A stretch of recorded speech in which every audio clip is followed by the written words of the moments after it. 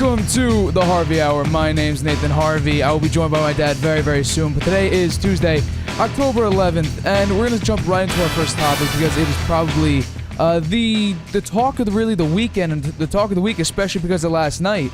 So we're going to jump right into the show today. Let's start with this. So there were two questionable calls that were made in the Chiefs-Raiders game last night and in the Bucs-Atlanta Falcons game Sunday afternoon. And I want to start off with the Tom Brady, Grady Jarrett roughing the passer call, as it was called, Sunday afternoon. The rule says that you can't have unnecessary, aggressive contact with the quarterback when he gets hit. And with the Tom Brady one, that should not have been roughing the passer because it wasn't that aggressive, right? But the reason why it was called is all due to the sort of the sensitivity around Tua Tagovailoa, because we saw what happened in the Bengals-Dolphins game. Tua got wrapped up, thrown to the ground. He got swung around, thrown, and we saw his fingers seize up and a concussion and everything like that. So the NFL and the NFLPA decided to change its rules in order to accommodate so that stuff doesn't happen anymore. So now the NFL is in a tight spot because he just had a situation with Tua, and so he needs to protect the quarterback. The problem I have with it is that now they're protecting only the quarterback too much, and it is not equal amongst all playing every single position on the field, all players. Because we saw in the Saints, I believe it was the Saints-Seahawks game, Chris Olave, he had a beautiful catch in the end zone. He got swung to the ground. He couldn't hang on to the ball. He got swung around, slammed into the turf. He was concussed, and it was not a very good-looking injury for Chris Olave. But no flag was called. The one with Brady, the reason why it was called is because of the fact that I think it's for two reasons. One, I think it was just due to the fact that they're being very, very sensitive about the potential concussions and that type of aggressive throw down of a quarterback. So I believe that's one of the reasons why it was called. And so it was a situation similar to that. But Brady is, 23, is in the NFL. He knows how to sort of brace his impact. So he stuck out his arm and his head hit his arm. But it would have hit the turf if Brady didn't protect himself in that regard. The second one would be, I think, obviously, this will never be explained in the post referee. When they explain the reason why they made some of the calls that they did. I think it was due to the fact that they missed a pass interference on Scotty Miller, I think a play or two right before then. So I think it could be a makeup call because you know what? It kind of was. They missed a couple bad calls in favor of the Falcons, so this was sort of a makeup call for them. Is it the right thing morally? Of course it isn't. You're supposed to call it as it is and live with the consequences of it. And now let's move on to the one last night. I wish I had the clip here, but YouTube doesn't like when I play clips. So if I ever have a clip, just know that I went beyond YouTube's sort of TOS in that kind of regard with the copyright claim. I don't have the clip here. It wouldn't let me play. YouTube wouldn't let me play it here. But I'm sure everyone who saw the game knows what I'm talking about. I forget who it was, but he took Patrick Mahomes, swung him to the ground, right? No flag was called there, which was weird in that instance because it's sort of the thing with Brady, but nonetheless, the roughing the passer call was when Chris Jones threw all of his body weight in sort of a strip sack against Derek Carr.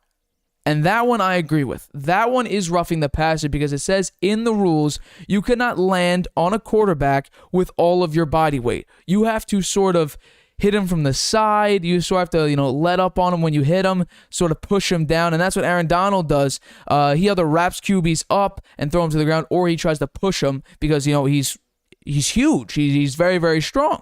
So he can actually push quarterbacks to the ground, and then sort of that's how he gets some sacks sometimes. But this one on Derek Carr from Chris Jones, that one is roughing the passer due to the fact that it says in the rules you can't drive into the quarterback and put all your weight on him when you deliver a sack, and that's exactly what Chris Jones did. So the NFL right now is in a tight spot because they just had the thing with Tua, and he had 2 concussions, and somehow he was able to play in the Bengals game because it was reported that he had a back injury. That was not a back injury. Anyone with two eyeballs knows that that wasn't a back injury. When you get hit and you get whiplash, slam your head into the turf like Tua did, trying to keep his head up, and you walk up and you're stumbling, you have the gross motor instability, you're shaking your head like you're dazed, trying to regain consciousness and realize the field, you're not seeing four different fields. There's one field. You know what? That's not a back injury. That just isn't. And then you go out with Tua's situation and he gets swung to the ground and his finger seize up, and he has head trauma and everything like that. But he was released that night and was able to travel back with the Dolphins that day. They're very sensitive about this now, strictly because of the fact that yes, this is a situation now, because the NFL doesn't want to be sued later down the road from CTE or concussions and not protecting their players, and especially the quarterback, because as anyone knows.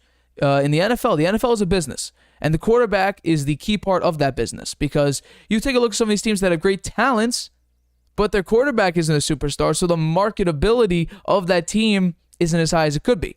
For instance, Russell Wilson on the Seahawks. Russell Wilson and the Seahawks had some primetime games. The Seahawks had DK Metcalf, Tyler Lockett, and look at them now. The only real primetime game, I think, between the Seahawks was the Russell Wilson return home game, where he played his former team. So the quarterback is the main piece of the NFL's market. That's how they make their money. When they have a superstar quarterback, then they could post them on primetime games. You could put them in the spotlight and let them perform. And everyone loves, their team. When you have that franchise quarterback, that's your guy. That's your guy. That's who you stick to. And the NFL appreciates that, and because that's usually their main source of income when it comes to the actual play on the field. And so they're doing everything in their power to protect said quarterback. And especially when it comes to Brady, the greatest of all time, he has some bias there because he is the greatest of all time. So in that case, yes, and that shouldn't have been called, but I could understand why it was called. It's due to the high sensitivity of, what's going on in the NFL between Tua, then you have Brady, Derek Carr, all these things that could be roughing the passer, could be no-goes. I've seen a lot more from roughing the passer. I've seen a hell of a lot less, especially when it comes to Tom Brady. I'm sure people are going to hark back to the 2018 AFC Championship game, I believe, where I'm not sure who it was. He kind of just slapped Brady in the shoulder and slapped him kind of, not really, but kind of upside the head, and it was flagged in. I think it was on a crucial play too, but I'm not surprised that they're being more sensitive about roughing the passer now, just because it's the NFL. There's a lot of things at play here, because like I said, the quarterback is the key centerpiece of the NFL's market, because they're the most important player, at least on the offensive side, and the most important player on a team generally, because they are the general or lieutenant of your team besides the head coach. So I'm not that surprised. I think when we talk about the Chris Jones one, that one is more obvious that it is more likely to be pass interference, or not pass, roughing the passer, because it says it in the rules that you can't put all of your body weight onto a quarterback when you sack it. So if you do that, it shouldn't have any question that it would be called, because that's exactly what happened. The Brady one, that one is a little bit, that could be some Brady bias, that could be some, makeup call. The aggressive sling down, I think, was the reasoning for that to be flagged. I don't necessarily agree with that, because that's the NFL. The NFL is getting very, very soft. The perfect aspect of that, the perfect reasoning for that, is look at the Pro Bowl. We all remember Sean Taylor's incredible hit against, I think it was a punter for the other conference. We don't see that anymore. I actually used to enjoy watching the Pro Bowl, because it was like, the greatest players from each conference playing it out. But now it's turned into flag football and two-hand touch and everything like that. And so the NFL is just up and getting rid of the Pro Bowl. They're going to exchange it with like a flag football at the very end of, they're going to do like a week of skills training or whatever, skills competitions, and then end it with like a flag football challenge or something like that. So like I said, Derek Carr, that should have been flagged. That was the correct call. With the Tom Brady one, Grady Jarrett, that one I can understand why people are questioning the call, but we'll see what they do with the roughing the passer call, because my guess would be they're sensitive because of the Tua situation, and so we're going to see maybe these questionable roughing the passer calls probably going down the road. I think right now, because of the outrage over, two roughing the passer calls. One that kind of cost the Falcons the game. The other one that didn't have such a great of impact on the game. We might see a little bit less egregious calls like that, but I think we'll see some really? That was roughing the passer? I think we'll see some of those. But yeah, let's move on to our next topic, and I'm happy to announce, Dad, welcome for joining me today. Welcome to the show. Sorry, I'm a little late. Nah, you're good. But let's begin with our next topic. We're going to start with last night's game. Monday Night Football, Chiefs, Raiders. It was a crazy sort of game. The Raiders went up 17-0. So in that aspect, yeah, it was pretty good game. And then all of a sudden, the Chiefs started clawing back in the second half. Travis Kelce had 4 touchdowns. Every single one of Patrick Mahomes' touchdown throws was to Travis Kelce. It set I believe it tied or maybe broke Monday Night Football's record for most touchdowns on a Monday Night Football game, as well as breaking Travis Kelce's highest receiving touchdown game. But at the end, it was just a complete meltdown by the Las Vegas Raiders. So I'm going to ask you, did you think Kansas City won this game, or do you think it was more so, in fact, that Las Vegas just straight up lost this game? Well, obviously Kansas City won, but I'd say Las Vegas lost. They should have won that game, right? Up 17-0. They should have won, right? I think they looked good at the beginning. I didn't see the end. Sorry, but I fell asleep. But I think that Josh McDaniel is in trouble now because they're 1-4 now, right? Yeah, 1-4. I don't think any 1-4 team makes the playoffs. That's rare, right? Yeah. They needed to win that game last night to get to 2-3. That gave them some hope. But at 1-4, I'd say he's in trouble. Oh, absolutely. Particularly when the guy that they let go took him to the playoffs last year and picked up the team in the middle of the year when it was in chaos. Right. Right. They obviously, I think they're probably thinking, hey, we made a mistake. We should have hung on to it. I would agree with you on that part. I'm going to agree with you on the fact that Las Vegas did lose this game. You were up 17-0. Your defense looked great. You forced Kansas City to go on 3 consecutive 3-and-outs, 0-3 on third down to start the game. And then you were running the ball very well. The Chiefs are a top 5 rushing defense. So the fact that you were willing to run the ball as you did was great. The game started out on an explosive play, a 4th and 1. You send a 58-yard pass to Davante Adams. Finally, Derek Carr and him connecting pretty well. And then after that, it just seemed like, you had a couple good runs, a couple good throws. But in the second half, Mahomes sparked. Mahomes did something very, very special. The Raiders' defense was just... There's a lot of drag routes that were just wide open, a lot of posts, a lot of corners that were just wide open. They weren't getting the amount of pressure that they did.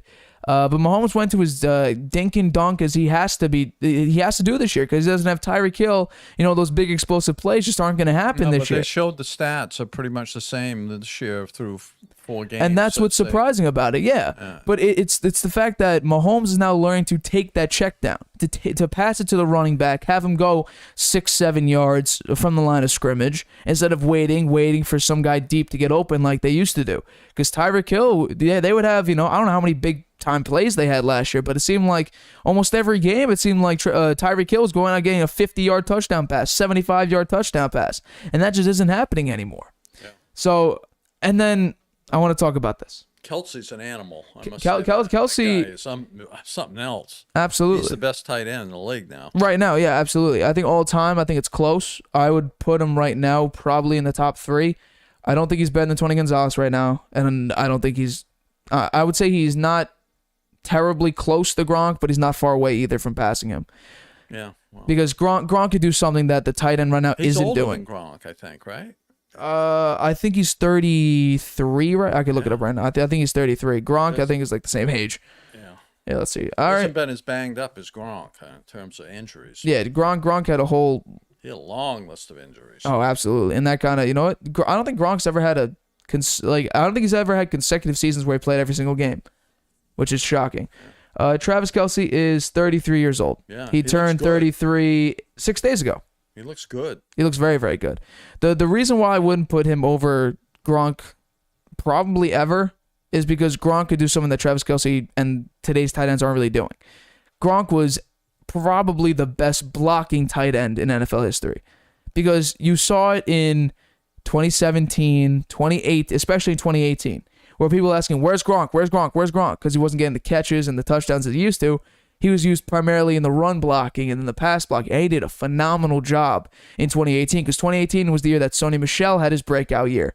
And you take a look at Gronk. He was efficient on the blocking. But I wanna bring this up because at the end of the game, right? I've said on this show, Gronk, by the way, is 33. He is 144 days older than Travis Kelce. Okay. I want to talk about this because at the end of the game, I've said this on the show that I enjoy watching people go for it on fourth down. I also enjoy 2-point conversions. And analytics would say probably, I would say 7 or 8 times out of 10, going for it gives you a higher chance of winning the game. That's the other reason I say that the Raiders lost the game. Right. They were losers because they, given their record, right, to risk going to 1-4, they should have kicked the field goal. Right. Sent it into overtime. Come on. Right. Kicked the extra point, I'm sorry. Yeah. And sent it into overtime. Yeah. Right? That would have been the smart thing to do. I think that's a bad coaching decision. When I saw them go for it for the 2-point conversion, my first thought was, why? And then I was like, because I thought of it as like, you had a great first half, right? You had them at 17-0 and then 17-7. I was like, okay, your defense is doing really, really well. But at that point in the game, you couldn't stop Mahomes. You couldn't, even if you're like, well, our defense on the last drive was able to stop Mahomes. I feel really good about it. Still, the recent time, the second half, Mahomes was lighting you up. Mahomes almost had 300 yards. And for damn sure, you couldn't stop Travis Kelce. He got all of Mahomes' touchdowns. So you kicked the extra point there. And you might win the toss on the right. Overtime. Right. No. And the reason why they even got to be within a tie was because Derek Carr had a phenomenal throw to Davante Adams on the wrong foot. He had he had to step up in the pocket on the wrong foot they were supposed to throw on.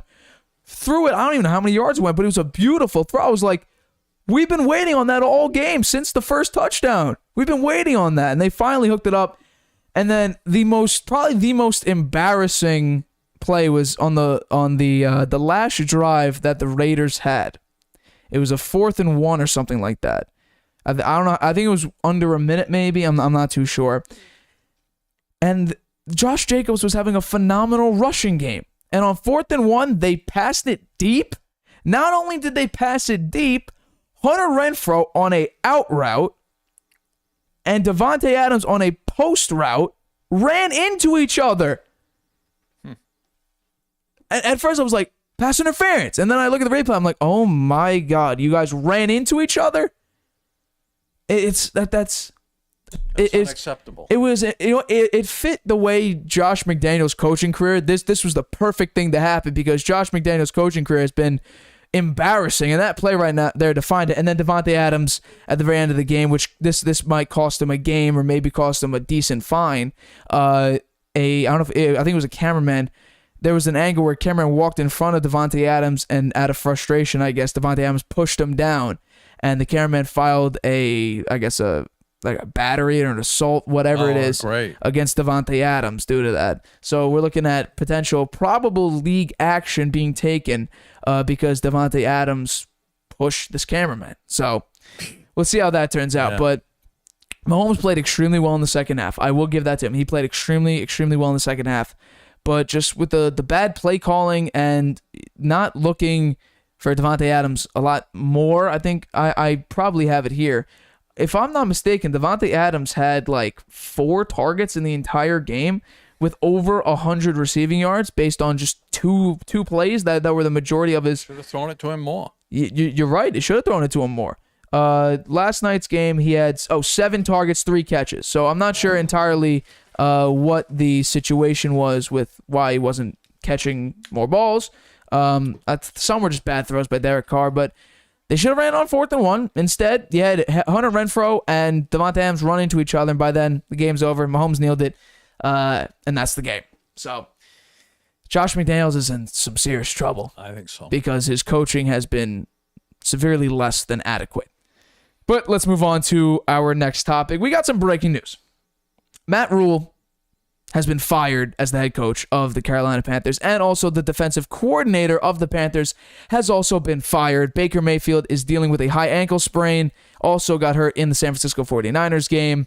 He'll be out for a couple weeks. That's what is being told. Originally, it could be 4 to 6, and it could be on IR, so that's immediately 4 weeks. It looks like he's not going to go on IR because there's no structural damage. There's no significant injury there. So we could see him anywhere between 2 to 6 weeks. He won't be put on IR. PJ Walker will be the starting quarterback of the Carolina Panthers.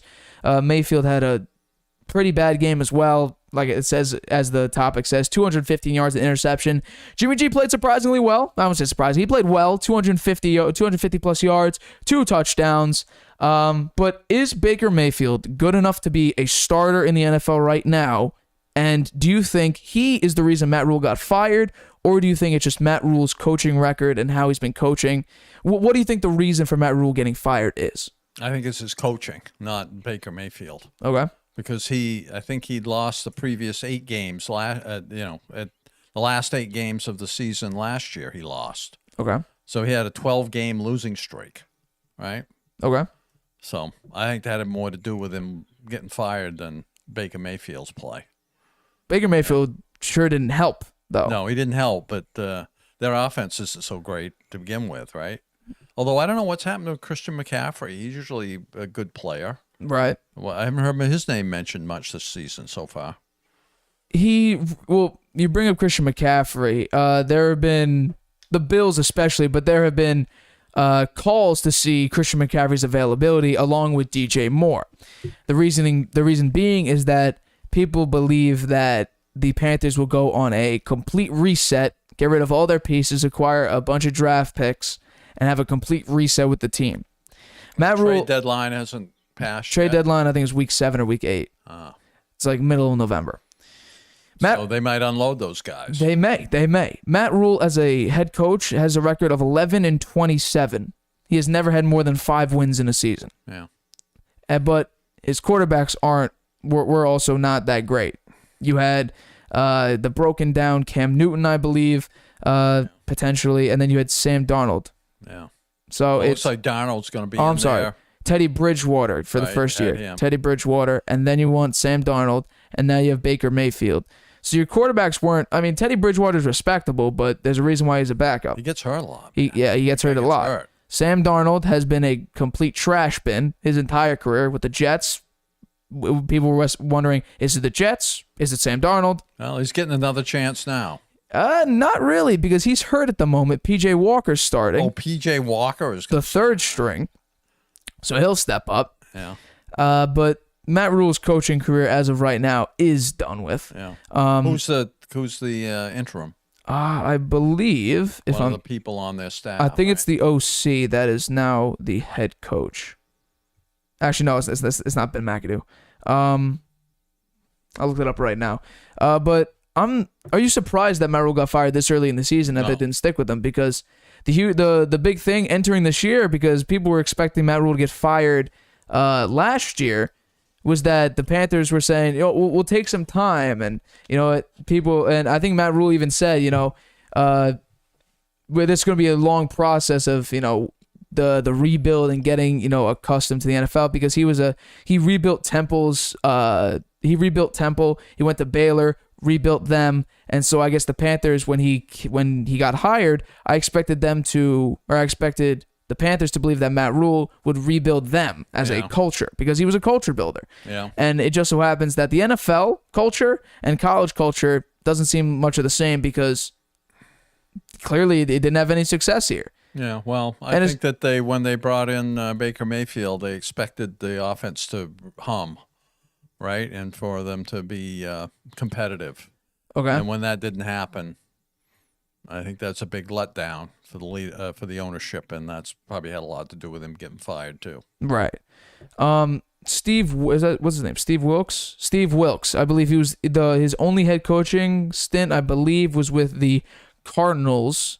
I could look it up right. He was a head coach before? Yes. He was a head coach for the Arizona Cardinals in 2018. 3-13.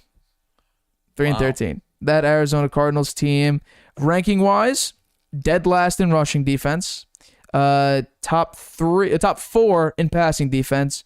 31st in passing offense, 32nd in rushing offense. So the Cardinals in 2018 were bad, very, very bad. That was with Josh Rosen as their quarterback. Yeah. And then you also had Sam Bradford come in for a few games. But yeah, it was a bad team all around. So who knows? Maybe Steve Wilkes will, rebuild their culture for the next, I don't know, X amount of games. I think it's more likely they unload all their players and rebuild. Christian McCaffrey was not very happy at the end of that game because it just looked like, especially, when the 49ers got a decent lead, the entire team just decided, we're screwed. We're just going to chill. We're just going to basically just sit back, relax, just dink, dunk, not care. So I just think the entire the Panthers gave up on Matt Rule way before he got fired. And once you give up on your head coach, why play for him? Why put in the effort? Because you don't think he's doing anything for you, so why do something for him? So the Panthers right now are in a cultural, mess. So Baker Mayfield's playing very less than adequate. He's not doing well. He's like 16 out of 100 QBR. He's the worst in the league. I think he has the 31st passer rating in the league. He's not playing well. We each had a lot of hope that Baker Mayfield would do well. I'm really surprised. I thought he would do much better than this. Because he was healthy. In week 1, especially in the second half, he looked great. I think he had like over 150 yards in the second half alone. Played very, very well. He lost. Yeah. And then after that, he never really, regain anything. So it's unfortunate that this is happening to the Panthers. Maybe Baker Mayfield once again is hurt. We'll see what happens if or when he comes back. We'll see if he stays a starter. Maybe PJ Walker has a great, 2, 3, 4 games in him. Don't count on it. The Panthers are playing the yikes. The next 2 games are rough. Rams, Bucks. That's going to be especially 2 more losses. I think the Buccaneers should and would do a bigger beating than the Rams can. Because the Rams don't look good, man. Not at all. Not at all. That's actually one of our Dallas's defense is a lot better than I thought. I'm gonna go with the later. We're gonna talk about that coming up. Yeah. But it's gonna be a rough couple games. Your first game as a starter, you're playing against the Rams with Jalen Ramsey, Aaron Donald, Bobby Wagner, Leonard Floyd. It's gonna be a beating, and your defense has to endure Allen Robinson, Matt Stafford, and Cooper Kupp. Yeah. It is going to be a rough day. I believe, if I'm not mistaken, the early line is -10.5 for the Rams. Yeah. And this is the same team that was favored against Arizona and lost by 10 to them. I don't know how the hell they were favored in that game. It made no sense to me whatsoever. Carolina hasn't got a win yet. The Rams they have won. They've won. 2-3. They've won. They won against the Saints. It was 22-14. That's when I believe Jameis Winston had like 2 interceptions, something crazy like that. Here, I can bring it up right now. He had 2 interceptions, 1 touchdown. He threw for 350 yards though. Yeah. Baker Mayfield 170 yards.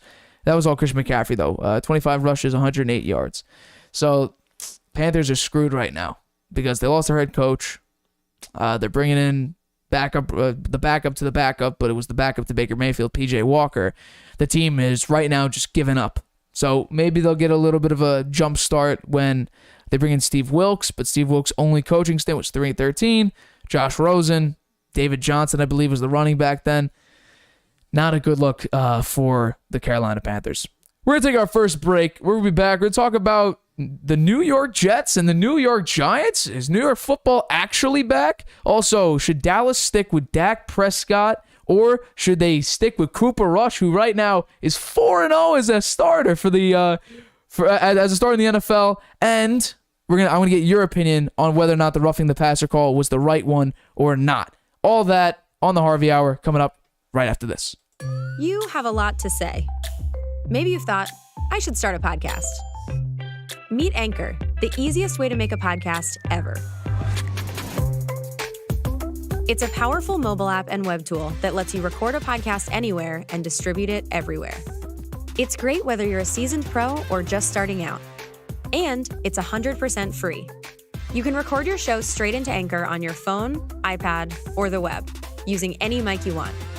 Record alone or with friends or co-hosts anywhere in the world. You can add background music and transitions, and your listeners can send you voice messages that you can incorporate right into your next episode. If you want to produce your show using another app, you can upload your own audio directly from web or mobile, and still take advantage of Anchor's totally free podcast hosting. Once your podcast is ready to publish, Anchor can automatically distribute it to every major podcast platform. That includes Apple Podcasts, Google Podcasts, and Spotify, so your listeners can hear your show wherever they want. And on the web, you can see detailed analytics about how people are listening. Plus, you'll get a great-looking profile page where anyone can listen to your podcast or subscribe to it. And if you want to ask your audience to support your work, Anchor makes it easy to collect monthly payments from the people who love your podcast and want to see it grow. You really don't need a recording studio, expensive equipment, or a bunch of technical knowledge to deal with a podcast feed. Just get started and join the diverse community of podcasters already on Anchor. We can't wait to hear your podcast. Introducing video podcasts on Spotify. Transform your storytelling into a show everyone can watch Or listen to. Easily upload your video through Anchor, Spotify's free podcast creation tool. So whether you're showing off a new recipe Interviewing an exclusive guest, or uncovering the next mystery, you can now reach a whole new audience with Spotify. podcasting just became more than audio. Create with Anchor, watch on Spotify.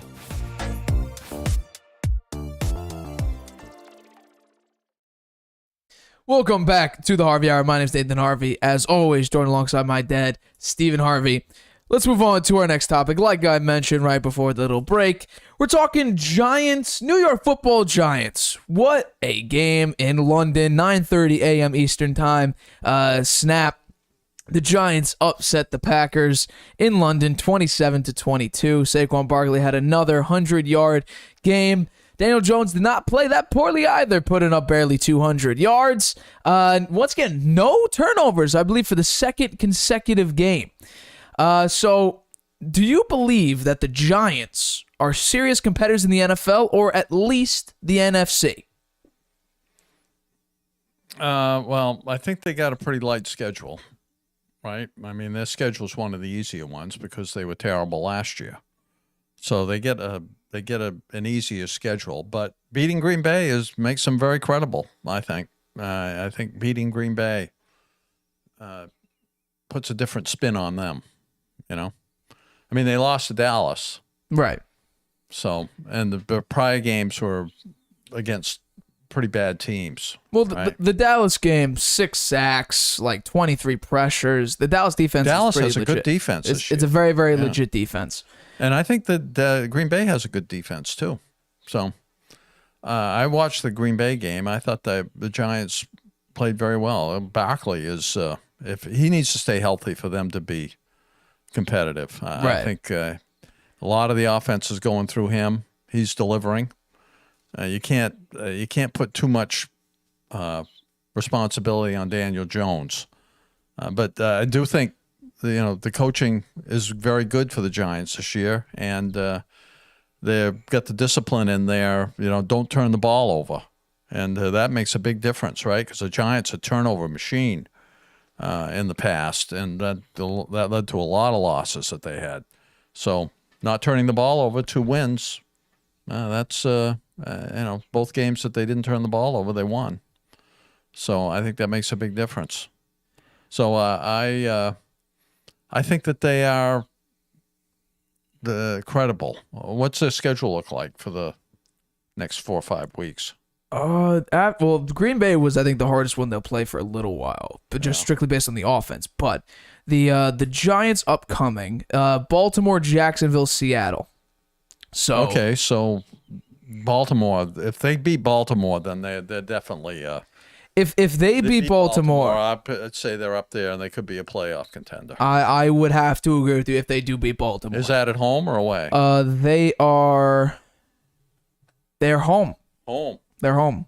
So that will be a very interesting game. I would love to see what the Giants do because if I take a look here, their running defense is pretty bad. Yeah. Yards given up, they're 26th in the league. Yeah. I don't think their defense is as good as the Patriots, right? And the Patriots, The Patriots defense. And Lamar Jackson had a field day against the Patriots defense. What the Patriots defense did was they got a lot of hands on Lamar, but they just couldn't bring him down. Yeah. I don't think the Giants will get to Lamar. Oh, That's what I think. Unless Lamar runs, they are not going to touch Lamar because I think the Ravens O-line could outpower the Giants' defensive front because I don't think the Giants' defensive front, at least in the running game, can really do much. Okay. The Giants have a top 10 passing defense, though. Okay. They may lose that game, right? That'll make them 4-2, but they should win the next two. Jacksonville right? and Seattle, that would make them 5, 6-2. Yep. Right? And then what's after that? Let's see. After the Giants play, what'd I say? The Seahawks, Texans, Lions, Cowboys. So Texans and Lions, they should win those two games too. The Lions, 7-8. That's 8 wins right there. Yep, and then you go Then they gotta Commanders, get 2 more, the Eagles, rest- Commanders, Vikings, Colts, Eagles. Commanders. Okay, so Eagles, Commanders. Colts. Do they have the Commanders once more? Right. They have the Commanders, Eagles, Commanders, Vikings, Colts, Eagles. Commanders, Eagles, Commanders again. They have 2 games against the Commanders. They should win both of those. I say they split just because. I bet they'll win both. I have a funny feeling. The Commanders are not. The Commanders not good. I will give it. The Commanders not very good. So that would get them to 10 wins. That should get them in the playoffs. It would be very, very crazy to see the Giants in the playoffs. But and then they'll win at least one more of those other games, right? The Colts maybe. Yeah. The Colts can't put up much The offense. Eagles, I don't see them beating the Eagles. It'll be very difficult They for them probably to won't beat the beat Eagles. Dallas either because the next Dallas game will be in Dallas, right? Yes. Yeah. And Dallas's defense they've been murdering teams, absolutely Yeah. slaughtering them. See last game. But I'm not going to sit here and say that, Daniel Jones, great quarterback. He was the answer. No. No, you know what the answer was? There Barkley. There were 2 answers. The first one was Saquon Barkley is healthy and, in my opinion, is the best running back in the NFL right now. Right, and the defense is much better. They have a top 10 defense, top 10 passing defense. The second answer, though, is they found a great head coach. Yeah. Brian Daboll right now, I don't know what the actual odds are. I don't have the odds in front of me. In my opinion, Brian Daboll right now is coach of the year. I think it's between him and potentially Doug Peterson. I will give the edge to Brian Daboll because of the success he's had with the Giants. Doug Peterson hasn't had the record success with Trevor Lawrence and the Jaguars as Brian Daboll has with the Giants. So they have the coach of the year, and they also have a healthy Saquon Barkley, who in my opinion, at worst, is the second best running back in the NFL. My opinion, he's number 1 for aspects of he basically has the most rushing yards. He has like 4 fewer touchdowns than Nick Chubb, who's the leader in rushing yards. But to do it with the Giants, we know everyone who looks at the Giants knows how bad their line is. So in that regard, I give Barkley Well, their line's better than it was last year. Yeah. Andrew Thomas by Pro Football Focus was graded the highest offensive lineman as of last week, or maybe right now going through it. But Daniel Jones has not been. He's a bottom 3 quarterback because look at this. His yards per attempt. He's not throwing the ball down the field. His yards per attempt. They're not letting him. Out of 32 quarterbacks, he's ranked 27th in yards per completion. Right? So, yes, he could throw the ball down the field. They've turned him into a game manager. Exactly. In yards per completion, out of 32, he's ranked 30th. Mitch Trubisky and Kyler Murray are the only ones that are below him. And what's yards per completion? Yeah. His yards per game there's 45 potential, or I won't call these like qualified quarterbacks here. His yards per game is 29th out of 32 starting quarterbacks. So he's not passing the ball. This is not Daniel Jones putting up a virtuoso. This is and in the Packers game, their biggest chunks came from Wildcats from the center to Saquon Barkley running the football. First of all, Saquon won at least 2 of those games. Won the Titans game. I think he put like 160 yards, something crazy like that. And if I could go right here. Saquon, he also won the Chicago game, ran for 146 yards, and in large part because he won the Green Bay game. Because all the Giants' huge plays and crucial plays came from Saquon Barkley. I'm not saying Daniel Jones is making horrible throws or he's a horrible quarterback. He's just they've compartmentalized him, Yes. right? They're not letting him do too much, not letting him try to do too much. They are protecting him like a experienced head coach protects a rookie quarterback, not letting him do everything. Right. Playing the very smart ball, run the football a lot. And throw short passes. Right, throw very, very short passes. Get rid of the ball quickly so he doesn't fumble it. Minimize your mistakes down to essentially having a 0% chance to screw up. Yeah. And Daniel Jones right now is doing great at that because they have a phenomenal running game. The game isn't all put on Daniel Jones' shoulders. And so what they're doing is phenomenal. I mean, like I said, Saquon, in my opinion, best running back in the league. And I think Brian Daboll, coach of the year. Because Brian Daboll's a great head coach. Mm-hmm. I don't think he's doing what he did with Josh Allen as the OC of the Bills like he was. Because I don't see Daniel Jones putting up 207. I understand. But Daniel Jones, he's got some speed to him. He does have some legs. He's a pretty mobile quarterback, and at times he can extend plays with his legs. But he's no Josh Allen. You know what? He's not even an average quarterback because he's not completing a lot. He's not throwing that much. Actually, they're not letting him. I think they've got a good game plan. I like that game plan for them. It's working too. In attempts, Daniel Jones is 23rd. Out of, 32, 34 qualified quarterbacks. So, you're right. He's not throwing the ball a lot. His completion percentage is up there. It's a top 10 completion percentage. He's 9th. Well, that's because he's only throwing it 4 or 5 yards an attempt. Right. And also, he doesn't throw that much in comparison to the rest of the quarterbacks in the league. His yards, of course, if we look here, his yards are all the way down to 28th. He has 848 yards on the year. Josh Allen, since we brought him up, is basically double that. Yeah. So, I gotta give it to Brian Daboll. He's coaching he's doing a great job.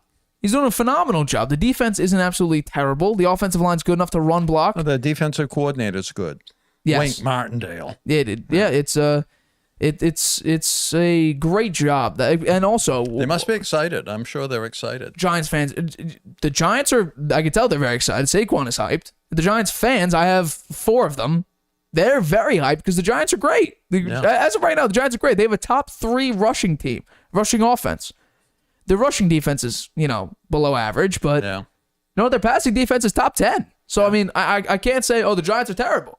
No, their passing offense is 30th in the league. Yeah. The rushing offense, though, is top 3. Yeah. So, just by looking at that. Yeah, so they should be competitive in probably every game going forward.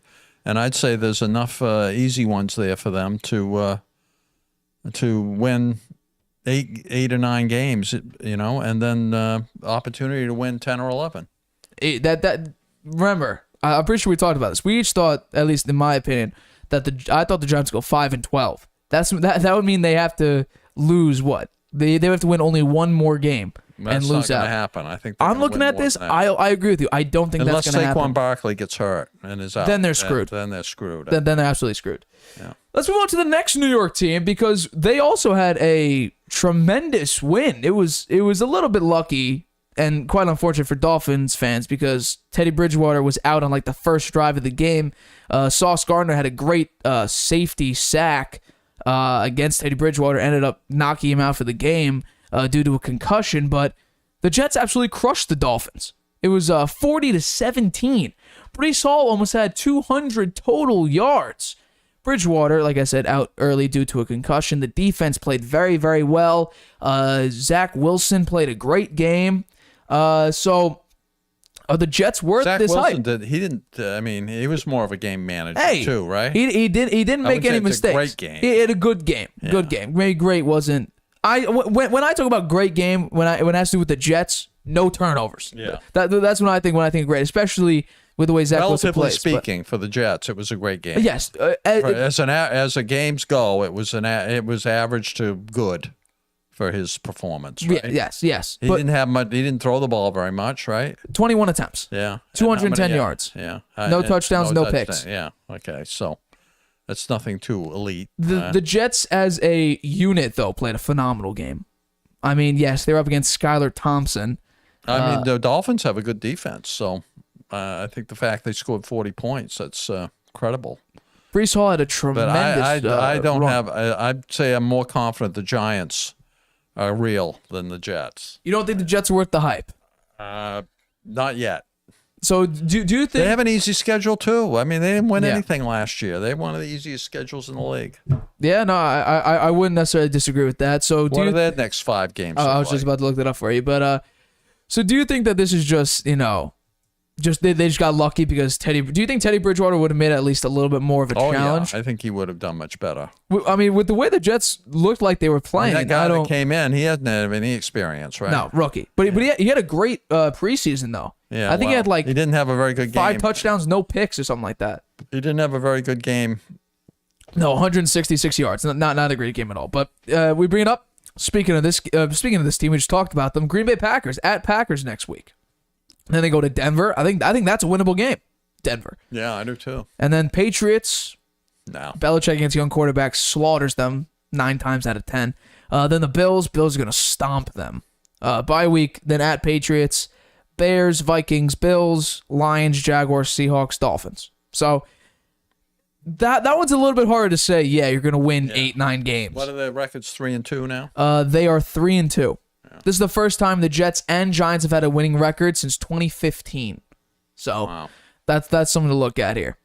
And I picked the Jets this week. We're gonna go with a recap in a couple topics here, but I picked the Jets. Yeah. Because I just had a funny feeling. Zach Wilson, he came back. Well, you didn't know Teddy Bridgewater was going to get didn't. nailed in the first series. But I thought DJ Reed and Sauce Gardner, who look like the best cornerback duo in the league right now, I thought they would shut them down, and they did. Tyreek Hill was essentially a no-show, and Jalen Waddle, I think, had like 2 catches for like 20 yards or something like that. So essentially, they were ruled out of the game. Yeah. And they didn't run the ball particularly well. Raheem Mostert Well, they played knew pretty they were well, gonna- but they were focused on the run because they had the rookie quarterback in there. Right.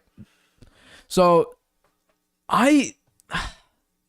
with the sample size I have to say yes. Right now, the Jets are worth the hype. Same thing with the Giants. If the Jets go out and win against the Green Bay Packers, oh yeah, they're totally worth the hype. Is that game in Green Bay? That's in Green Bay. I predict they're not going to win. I'm gonna look up the spread right Green now. Bay is not going to lose 2 games in a row to As- New York, to two New York teams. right? You would think that, but They're going to be coming out really angry in that game. I would assume so. The early spread as of today is the Giants are playing Ravens next. They're plus 5.5 against them at Giants. Oh my goodness me! Green Bay's -7. Win by more than a touchdown to cover that spread. Yeah. I don't know if this is gonna be my Harvey hot hand, but I guess we're doing this a couple days early. Jets are gonna be picking. I'm picking +7. I don't know if I'm going plus 5.5 for the Giants. I think I might gotta go Ravens there, but who knows? But yeah, I'm going +7 with the Jets. I think if they could run the ball, we've seen this in 2 consecutive games now. You run the ball, you can keep it very close with Green Bay. If you have a pretty decent defense to good defense, you can keep it pretty close. And we saw it in this case, win the game. So, I still think Green Bay is going to beat the Jets this weekend. well, I never said the Jets are going to win. I said they cover. I'll have to get a hunch. touchdown. That, I would see Green Bay doing better than that at home when they just lost a game they should have won. You would think they were yeah. favored to win. You would think, but it's crazy because talking about just going back to the Giants game, going through right before that game, like I was thinking, so let's see, 8.5. Patriots just ran the ball very well. 3rd string Bailey Zappi kept it close, didn't make any mistakes. Defense played pretty well. Can the Giants win this? Because Saquon, I think right now is a better running back than anything the Patriots have. I was thinking that I just couldn't pick the Giants because Daniel Jones. I thought he'd make a mistake. 1 pick six, one sort of screw up in the game. It didn't happen. Giants ended up winning the game. So I think we're going to move on to probably one of the craziest stories in the NFL right now, at least, and that's Super Cooper. 4-0 as a starter with the Dallas Cowboys. That Cowboys defense, though, overwhelmed the Rams. They won 22-10. It started off with special teams of the Cowboys just destroying the Rams. They had a blocked punt that I think ran back for a touchdown. It was great for my fantasy team. I asked my friends right before that, who should I put in? I had the Ravens or I had the Cowboys, and one of my friends said, hey, pick the Cowboys. So I did because, I don't know, it didn't feel right, but I did anyway. They put up 23 points for me in fantasy, so thank you. But at this point, Cooper Rush isn't really putting the team in harm's way. He's being a phenomenal He's being a phenomenal game manager. The Cowboys are focused on running the ball more. He throws the ball down the field a little bit more, though, if as a game manager. I think he's throwing the ball down the field. He has very good receivers. You are right about his attempting farther than oh my God. He's 17th in yards per attempt, above Derek Carr, Matt Stafford, Tom Brady, Aaron Rodgers, Joe Burrow, Kirk Cousins, Trevor Lawrence, Daniel Jones, Baker Mayfield, Kyler Murray, all these quarterbacks. So he is throwing the ball down the field more than some of these top-tier quarterbacks. Yeah. His completions, though, he is 30th in the league on that. He's in completions? In yards per completion. No. Oh, actually, no, I'm wrong on that, actually. I'm wrong on that. He is yards per completion. He's 12th with 11.7. Then what was I looking at? I think I might have been looking at yards per game. Yeah, yards per game. He's 30th. Who do they play this week? The Cowboys. They play. I can bring it up right now. Cooper Rush. Philadelphia. Who? That's gonna be a rough one to try to. Was Dak Prescott able to come back? That's the question mark because. Well, let's stick with the question.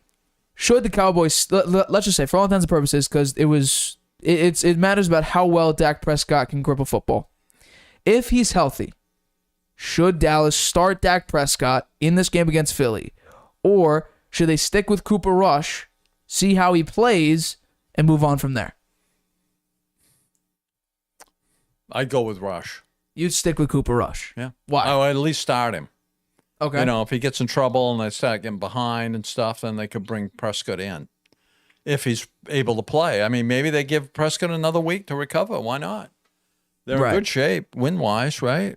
They've only lost, one game? One game. Yes, one game was the first game against Tampa. Yeah. That's when Dak Prescott got hurt, I think, so in the middle of the game. they're 4-1. And, the Eagles are undefeated. Eagles are still undefeated. Yeah, so I'm sure Prescott wants to get right back in there, right?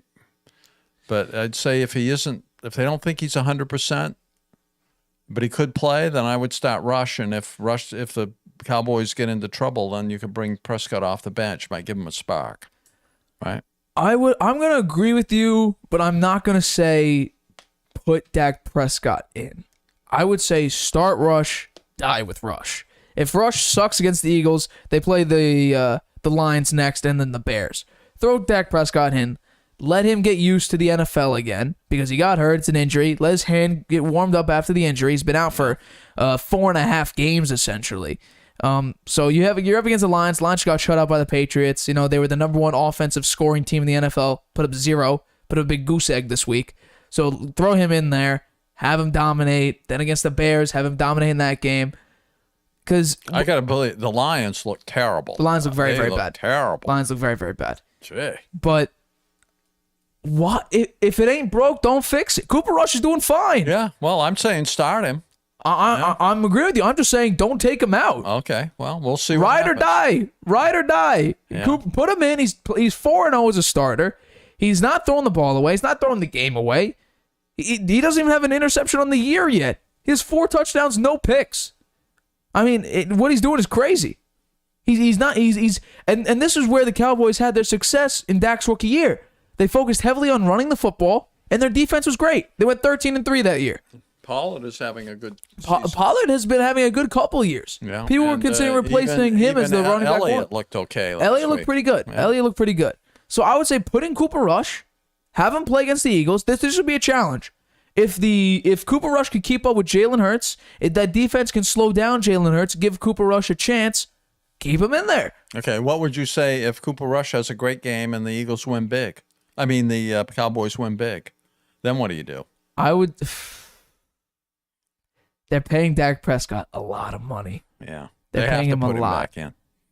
You have to, but on principle, I would say, why? Cooper Rush is doing fine. Well, so I guess you would think that the Cowboys could still win with Dak Prescott. They have in the past, right? Correct. that it's not just Cooper Rush that's made the difference. The defense is great. That defense has made the difference. Running game is very good. The offensive line is good. They have good receivers. So Dak Prescott is actually athletically, he's better than Cooper. Better, yes. He's better than I agree Cooper with that. Rush. So And Dak Prescott is better than Cooper all around. Be, strengthen your team by putting Dak Prescott back in there. It's just the fact that Now, if he goes back in there and he starts losing, then it's a different story. But then you can't just strip him out because then it's just going to kill his confidence, and people are going to be like, you're paying this dude like $42 million a year to sit on the bench. That's a head coaching decision. That's why they get paid big money too. I can't just on a moral level. I'm looking at it right now. Cooper Rush has done only positive things. I'm looking at. He's undefeated. I'd say you let him try in the Eagles game. He's not given up a single turnover yet in 4 games. No picks, no fumbles lost. He's fumbled twice against the Rams, but he didn't lose a single one of those fumbles. Why not keep him in there? Yeah. Maybe if he plays poorly in a half, throw Dak Prescott out there, see what he could do.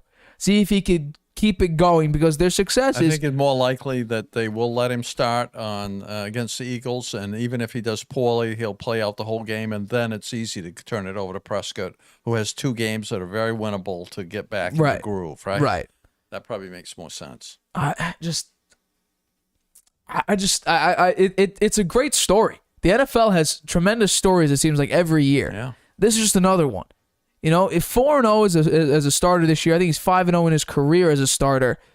No turnovers this year, 4 touchdowns, no picks. Yeah. There may be a quarterback controversy brewing in New England with Zappi and Mac Jones. Hey, Bailey Zappi played a hell of a game. That's not one of the topics we're focusing on, but hey, Ramondre Stevenson 160+ yards. Bailey Zappi looked really, really good. But I'm gonna put that there's a smoke screen there.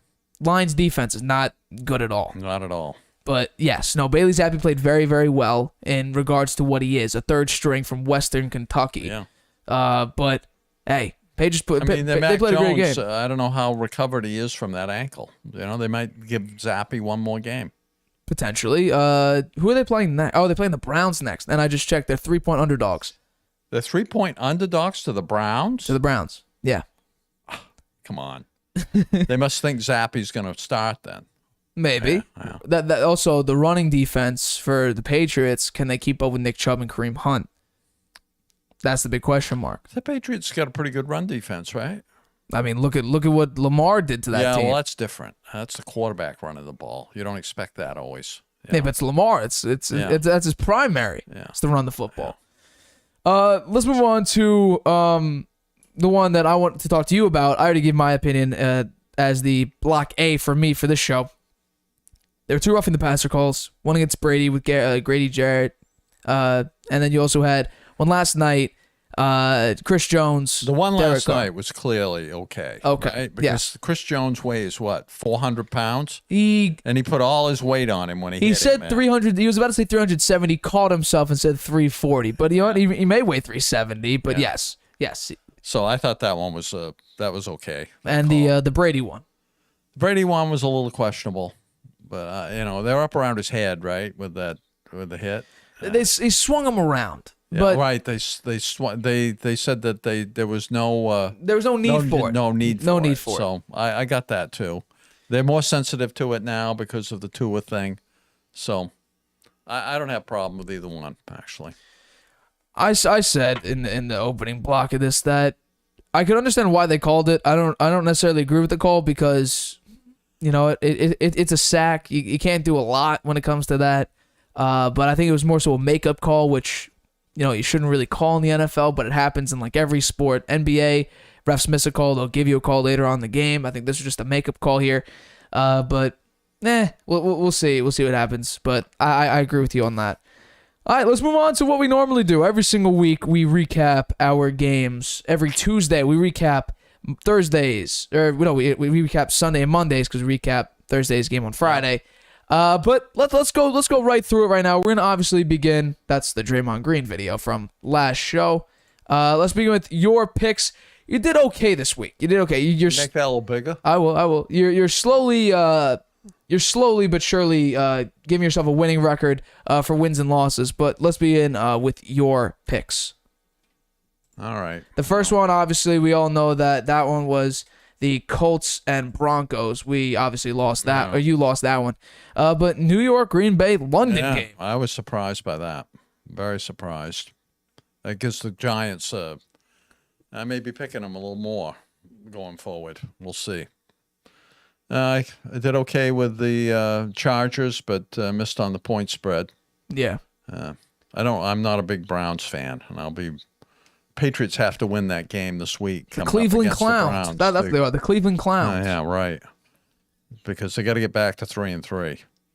I got the Minnesota right, but missed on the spread. I got the Titans right, and made the spread on that one. I missed out on. I thought the Jaguars would win. I mean, the Texans. That's a surprise, really, right?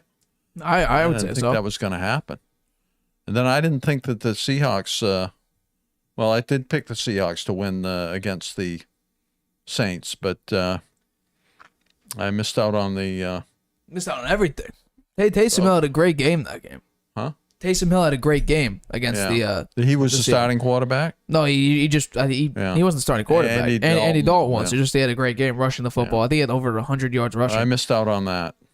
Yeah, and then I thought the Bucs would destroy the Falcons, so they didn't cover. Nope. But they won. So what, I think the score was. Then like I thought 21-15. Miami would win, but then after Bridgewater got hurt, I can understand why they lost. So that's unfortunate. And then Buffalo, I knew they were going to wipe out the Steelers. Kenny Pickett looks like a real deal, though, right? He had a pretty good game. We'll see how he does in the next few games. Patriots, hey, hooray, covered and won big. Didn't give up a point. That defense looks pretty good. Bailey Zappi looked good. We'll see who they start this weekend. San Francisco, pick them. I like them a lot. I think they got a chance to go to the Super Bowl. Beat the point spread. It was good. Pick the Eagles. They didn't cover. That was a close game. In fact, the Cardinals could have tied it at the end there with that field goal. Come on, the guy. Matt Amendola. That guy's pretty bad. Bad on the Jets. Went to the Chiefs. Missed a couple field goals. Moved on to the Cardinals. Missing more field goals. The Rams aren't the same team they were last year. Absolutely not. What's their record now? 2-3. 2-3. Pretty bad. Yeah, I don't know. They play in a tough division too. Yeah. Right. So. Dallas is good, though. I think they're better than I thought they would be, particularly on defense. The Bengals, they lost, but they covered the point spread. 19-17 win for the Ravens. I should have picked Lamar on that game. I just thought the Bengals, they went to the Super Bowl last year. They were playing better. I thought they would find a way to win this game, but I think Baltimore is a good team, very good team. And then I've got the win with Kansas City, but not the point spread. Yeah. So I guess I was a little bit better this week. Made it a tiny bit better. I'm getting closer to 500, huh? You are. Only 4 games under 500 now. Spread, I'm not doing so hot on, right? It's very hard to guess the spread. Yeah. 14 games under on the spread. That's pretty bad. It's not doing too well for you. But yeah, let's move on to mine because we had very, very similar aspects when it came to these picks. But let's begin with my picks. Colts, picked them, had a lot of luck. We talked about this on Friday. Yeah, that was just an ugly game. Probably the worst game I've ever seen in my life. The next one. I was questioning, in large part, whether or not to pick the Giants this week. But I didn't pick the Giants. I picked the Packers to win this game. But you know what? The Giants stuck in there, ran the ball very, very well. A lot of Wildcats. The big-time plays came on the Wildcats, came on the big runs. Saquon played a great game, as he has been basically all year. So that one was a difficult one to choose the winners and losers. But you know what? Packers, I think they're a little bit of. I think they're in some trouble. I think they're in some trouble because Aaron Rodgers is throwing it way too many times than he needs to. Aaron Jones, A.J. Dillon should have run the ball a lot more than they did against the Giants. But you know what? You pay the price. You pay the price for not playing well. Chargers, they keep going for it on fourth down. It's not something you should be doing that much. So it's in that regard, it's it's not great to be doing that. Brandon Staley, I think his name is. He is a very analytical head coach, and you know what? That sometimes isn't good for the Chargers, and they almost lost the game against the Browns. So it's just play the game properly in a way that wins you the game, and not sometimes analytics in the NFL is kind of screwing over teams because someone like Brandon Staley focuses way too much on analytics. John Harbaugh has cost the Ravens some games due to analytics. So analytics are great, but if you overuse them and stick with them too much, sometimes cost you the game. The Chargers, especially last year, analytics cost them a lot of games. Vikings, Bears, this was like 21-0. Kirk Cousins started off like 17 of 17 or maybe 18 of 18. He was playing basically lights out, and in the second half, the Vikings are 4-1. Are they 4-1? I think so. Maybe not. Maybe they're 3-2. But I think they're in first place in the division. They are, yeah. 4-1. Oh, yeah. So yeah, they are 4-1 then. If they are, Justin Jefferson. He's playing very, very well. MVP. I wouldn't go there. I would put that between three quarterbacks: Josh Allen, Patrick Mahomes, Lamar Jackson. All three of those, I think, are better MVP candidates. But regardless, I digress. Titans should have won, did win. This game was way too close, but the Titans were able to pull away and take the win. Jaguars lost to the Texans. I don't know whether to be excited that the Texans won an NFL game with Lovie Smith as a head coach, or should I be disappointed in Doug Pearson, the Jaguars, for losing like 16-9 or something like that. A pitiful, pitiful loss. It might have been 13-6, actually. So it was just a bad game for the Jaguars. Seahawks. My Seahawks could not stop Taysom Hill. This was an ugly, ugly game. Geno Smith played all right. It was like a 29-22 game. So it was probably, I think it might have been 39-32. Disappointment all around for the Seahawks. But you know what? There's a reason why they were 5.5 point underdogs. And it showed because they lost by like 7. I was wrong with Tampa Bay. I was very wrong. I thought this game would be like 41-23 because I thought Brady would, get some fire and, fire on all cylinders. But it didn't seem to be that. It really didn't seem to be that way because the Falcons in the second half clawed their way back. You know what? The Falcons might have upset the Bucs if it wasn't for the roughing the passer call. So take a look at that. You're like, Bucs probably got away with one there. So we'll see how they do. They asked Brady about it. He said, "What'd you think about the roughing the passer call?" And he said, "I don't throw the flags." Yeah, I don't throw the flags. He complains about them though. Answer. He complains about it though. He complains about calls. He gets flags thrown. He might not throw the flag, but he gets them thrown. The Jets, New York Football, baby. I saw that game. It was a thriller to see the Jets defense play. Sauce Gardner's legit. DJ Reed had a great catch. I don't know if it might have been an interception or maybe he just caught it and went out of bounds. But DJ Reed is legit. Sauce Gardner, for the time being, is legit. The Jets, I'm saying right now, they are worth the hype. We'll see. They play the Packers next. If they beat them, they definitely are worth the hype. But it's a great win. Great win for the Jets over the Dolphins. Steelers. The game opened with a 98-yard touchdown to Gabriel Davis. And then Gabriel Davis caught another 62-yard touchdown. And Stephon Diggs caught, he had over 100 yards, I believe. Stephon Diggs. What did I say? Stephen Diggs? You said, I don't know what you said. Actually. Regardless. Maybe you said Stephon. Regardless. Sorry. The Steelers were down by 4. The Steelers were 14-point underdogs. The largest deficit that they had going into a game. And they showed why they were 14-point underdogs. They got absolutely destroyed. And the Bills are looking, hey, there's a reason why I said the Bills are my Super Bowl favorite right now. And they showed it right there. The Patriots got a great win over the Lions. Lions were the highest scoring offense but going into this game. Patriots shut them out. Shut them down, shut them out. I think they had 6 fourth down stops. So Patriots defense is looking very, very good here. So we'll see how they keep that up. Whether Mac Jones comes in, plays well, or they keep Bailey Zappi in there to game manage. But yeah, well, the Patriots look pretty good right now. 49ers, Jimmy G, this was expected. The Panthers suck. The Panthers are a horrible team. Bottom 3 team in the NFL right now. Matt Rule just got fired. The defensive coordinator just got fired. Baker Mayfield's a bottom 2 quarterback in the league right now. He's hurt. PJ Walker's stepping up. This was no surprise to me at all. Eagles, a little bit of a disappointment, keeping the game within 3 and potentially having it to go into overtime. If it wasn't for Matt Amendola missing yet another field goal. They did get the win, though. It was a tight win. I'm a little bit shaky about them going down the road now. They have an easy schedule. Once you hit the playoffs, it's never easy anymore. So I don't know if they're a Super Bowl team, but I'm still saying they're legit as of now. I was very wrong about the Rams and Cowboys. Very, very wrong. Clearly, the Dallas defense can keep up with the sort of inefficient at times and lackluster offense. The Rams' offense is terrible. The Rams' offense, it's Cooper Kupp or bust, essentially. The running game is not very good. They're one-dimensional. I just throw it to him. That's about all I got. The running game stinks. And, Matthew Stafford, he was inaccurate. Right. He's missing people who are wide open. Yeah.